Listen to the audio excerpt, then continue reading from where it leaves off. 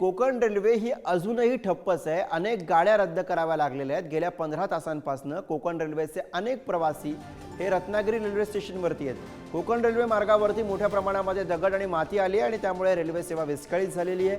Ratnagiri railway स्टेशनवरनं प्रवाशांशी संवाद साधलाय आमचे प्रतिनिधी राजन चव्हाण यांनी। बघूया।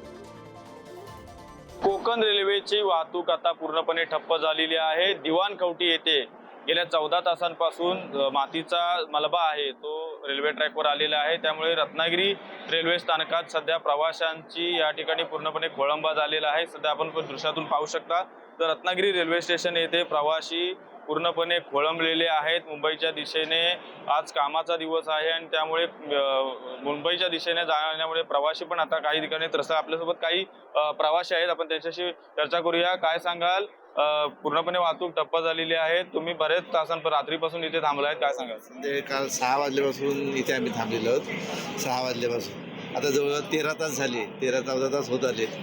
बाकी तसं पाण्यापिण्याची चहा पाण्याची सोय आहे, पण लोकांना कामावर जायचं आहे, त्याचं कामाच्या खाड्याचा प्रॉब्लेम झालेला आहे। कामं कसे जाणार आहे? काल आम्हाला उद्योगमंत्री उदय सामंत सरांनी पूर्ण प्रवाशांना खिचडी खाण्यासाठी सोय केलेली होती, पाण्याची बाटली, आणि आता सांगितलं की चहा पाणी वगैरे आम्ही तुम्हाला देतो आहोत।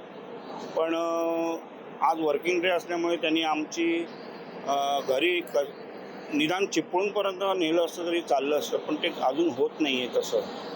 आणि कुठच्याही सूचना मिळत नाहीत पक्क्या की काय होणार आहे, किती वाजता गाडी सुटणार आहे। तेच पब्लिकला अजून काय ते समरत आहे, कधी सुटणार आहे, काय सुटणार आहे याची काहीच सूचना मिळत नाही आहे।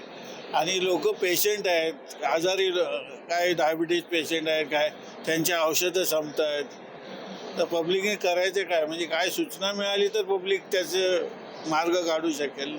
राजन चव्हाण, पुढारी न्यूज, रत्नागिरी।